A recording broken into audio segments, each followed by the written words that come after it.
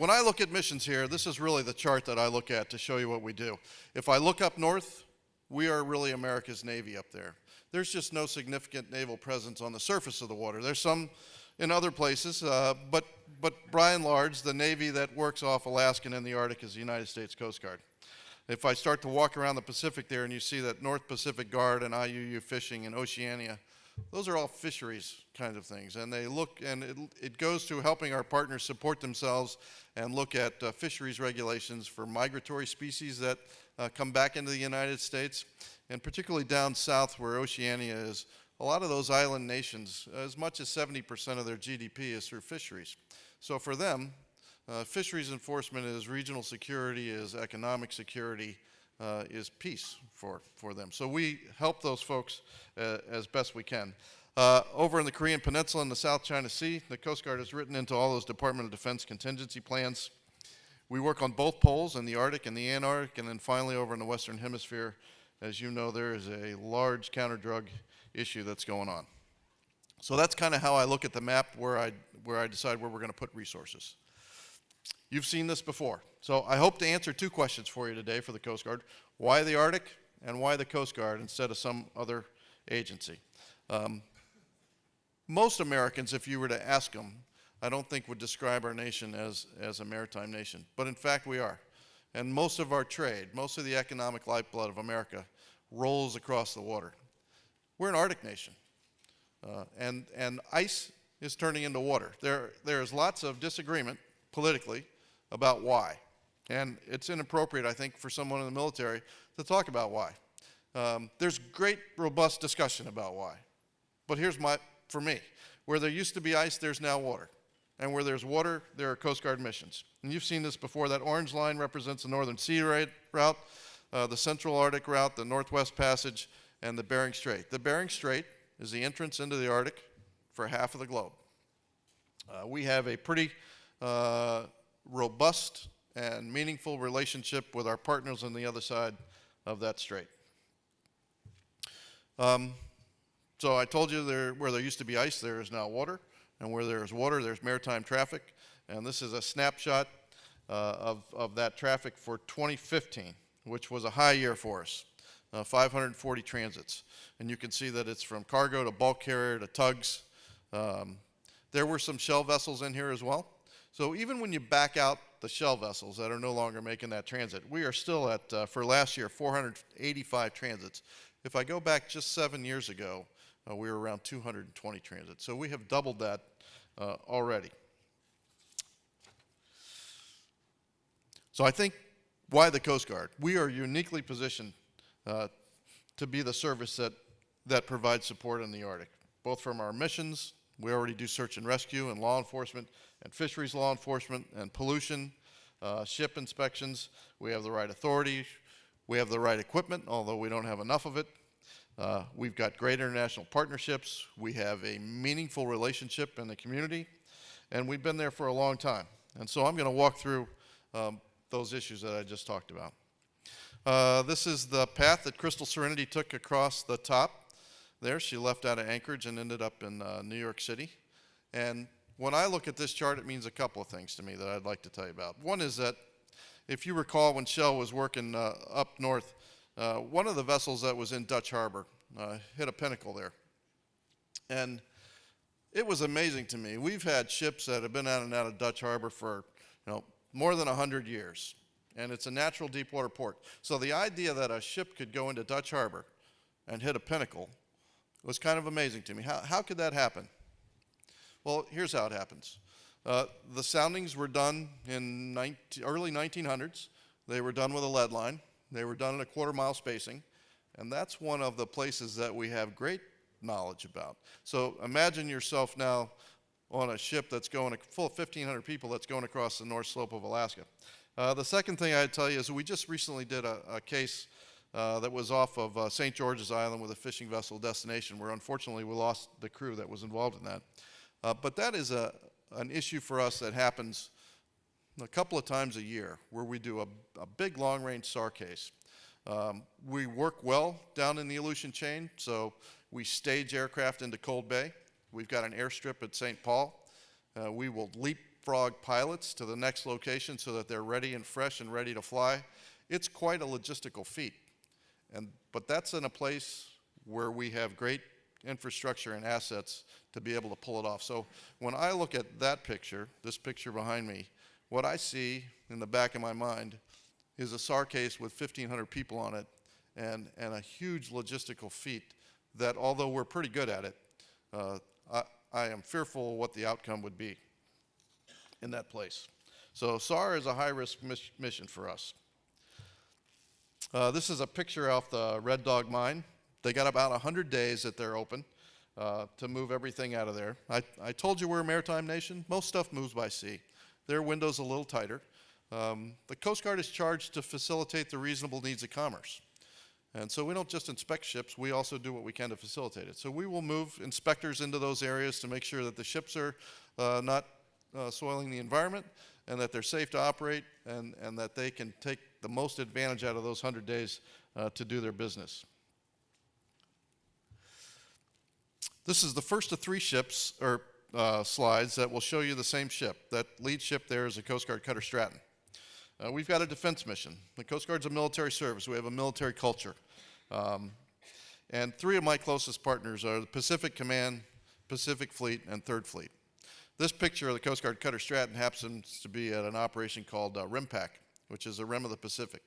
A couple of dozen nations that support us, and this ship allows us the capability to be a SAG, a Surface Action Group commander, and we actually were with Chinese ships assigned to us. I'm not sure the Chinese were crazy about that, but we were very excited about it. But multi-mission capability out of that ship. This is Stratton again, down off the Western Hemisphere, and that's a semi-submersible submarine with about 6 tons of cocaine on it, and about $200 million conserved. When you hear numbers of the value of cocaine, it's whether it's street value, wholesale, or whatever. The wholesale number I'm giving you is about 200 million. The street value of that just goes through the roof.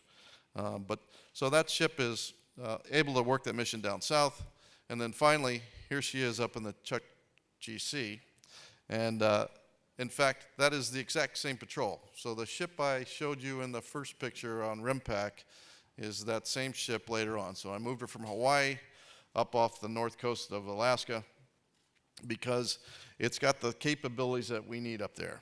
It's mobile, it's got a great command and control suite, it has the ability to launch and recover aircraft, and it has a great sensor package that is completely connected to our Department of Defense partners. Talk to you about fisheries a little bit. There is no federal fisheries in the Arctic right now.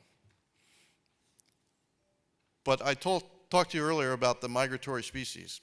If warm water moves up into the Arctic, the fish are going to move up in the Arctic because they don't really care what the boundary is. We have one of the richest, most productive, meaningful fishing grounds anywhere on the planet in the Gulf of Alaska and in the Bering Sea. And that's through great partnership with NOAA, through the state of Alaska, with the fishermen that work it to make sure that that is a productive, sustainable stock. And that includes fish that are moving in and out. About 78,000 jobs, more than $6 billion worth of economic value, I think, to the state of Alaska. But it's a model of rich fishing grounds. As that fishery potentially moves into the Arctic or moves north, we need to be there. And we need to be ahead of this and thinking about how we're going to do business and making sure that we stay ahead of it. I'm not suggesting that commercial fishing is going to go to the Arctic, but I am saying that none of us know what's going to happen in the future. We have about just short of 7 billion people on the planet, and just short of 3 billion of them, their primary source of protein comes from the sea. So something I think to think about. Science, research, and development is a big deal for us. This is somebody throwing a Puma, which is an unmanned drone off the bow of Healy up in the Arctic. We've looked at unmanned systems that go from the very complicated Fire Scout and vertical takeoff things all the way down to something as small as Puma. Right now we've got a ship out, the Stratton, same ship I talked to you about earlier, that's got something a little bigger that instead of throwing it off the ship, you need to actually use a catapult to launch it off. And she took 3 of those on her last patrol.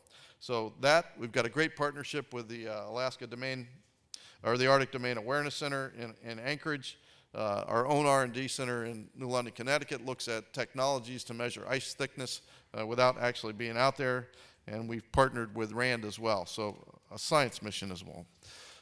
Pollution is a big deal, and it is particularly a big deal because of the way we manage pollution incidents throughout the Coast Guard. We don't clean up spills typically ourselves. We contract it out, we oversee it. The person or the company that makes a spill is responsible to clean it up. We make sure that happens. We have access to a fund if we can't figure out who it is, so then we pay and we'll still. But the difference in the Arctic is the capability and the number of people that are able to respond. So what you see here right now is a vegetable-based dye that somebody's pushing into the water, and then this is, again, goes back to science. They'll try different kinds of drones to see whether they can pick it up, whether they can measure it, and what's the best kind of capability. Before I came out to the Pacific area, I had been assigned up in the Great Lakes, and I can tell you that one of the biggest concerns I had was about an oil spill that's anywhere near ice, because it takes what is a reasonably complicated issue and really drives it through the roof. So the Coast Guard is built basically on prevention and response. We try to prevent bad things from happening in the first place and make sure that we have enough capability to respond in the second. Prevention is absolutely critical for when you look at spills up in this part of the world. This is the world's ice-breaking fleets, and I know you've probably seen this before. We're a maritime nation, we're an Arctic nation, we've got the right skill sets and equipment, but Polar Star, which you see here in this picture, is 40 years old. So if you imagine that you're driving around in a 1976 car, and you might think, yeah, but it's got a lot of new stuff. That's true, we got a new radio in there, but you got the same old radiator it came with. You know, you've got the same wires that run from the fuse box back to the taillights. So you can just imagine what it's like on a ship like this. And you need, I think, a United States ship that can carry the sovereignty of the United States onto both of the poles. So this is our fleet. I'm going to show it to you. I'll have a slide for each one of our cutters. And obviously this one is Healy. It's a medium, looks like a big one. And basically it comes down to horsepower and capability. But we still call Healy new. Healy's been working since 1999. But we still refer to it in the Coast Guard as new. And this is the entire fleet. That's Polar Sea, Polar Star, and Healy. Polar Sea and Polar Star, only one of those works. Polar Sea is the one that we send down to Antarctica. And the way we make Polar Sea work is out of the components that are on Polar Star. And that's why there are not two operating right now. If we were to bring Polar Star online, it would be enormously expensive, take a long time, and it would put the mission of Polar Star at risk because it's basically a parts locker that makes it work. I had the great pleasure to have Senator Sullivan on the ship about 2 weeks ago while we were here, and the engineer officer, when we went down into the engineering spaces, pulled out a drawer and showed us about 30 round transistor tube looking, I don't know what they were, capacitors or something. And she said, Senator, I use about 5 of these a patrol. I got all of these I could find off eBay, and I don't know what happens when the drawer's empty. And that's serious business for us. So that's kind of how we're keeping these ships working right now. The next slide I'd show you is, you've heard about the Arctic Council. There's also an Arctic Coast Guard Forum, which takes issues between those 8 nations and tries to operationalize them. And a couple of speakers have mentioned about focusing on the things that we agree on instead of the things that we don't agree on. You know, Russia is at the table here. And there are many, many things that we agree with the Russians on, including fisheries resources, where we have a great dialogue with them. They're as concerned about fisheries and red crab fisheries on their side as we are about our own fish stock. So a good dialogue with them. Safety of life at sea, communicating, being able to respond to mass rescue. These are things that all nations, even the nations that we don't agree with everybody about everything on, but we agree with each other that those are important issues to talk about and to make sure that we know how to talk to each other and we know how to operate. So we do SAR exercises and those kind of things. But it's not just international partners. And I would tell you that more than international relationships and government entities, I think our Coast Guard does its very best to stay connected to the communities. And we heard some discussion about that today. So you know, it's as valuable for me to get to Kotzebue and Nome as it is for me to get to Juneau and Anchorage. And I've had the pleasure to do that. But we're not a big Coast Guard, but we try to get tribal liaison officers out into the right place. What you see here is a picture of Wesley Aiken, and he's on the last frontier honor flight, going back to celebrate his World War II roots. You will never find that out unless you're in the community and somebody tells you, you know, Mr. Aiken's getting ready to go back. And then you can find some COSIs, and these guys are all pilots that come out there and honor him on the way out.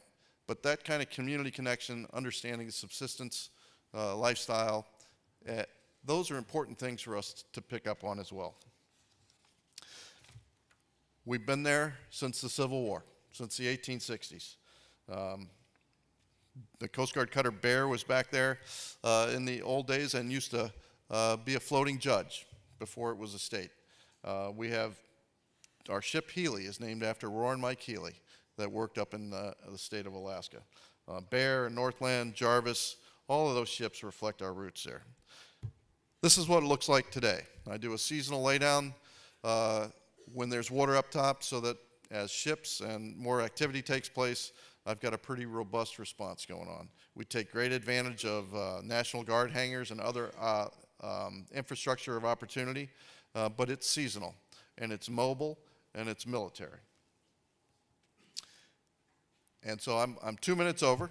But that's why I think our Coast Guard needs to be there. I think we're the right agency, we have the right equipment, we understand the missions, we understand the people.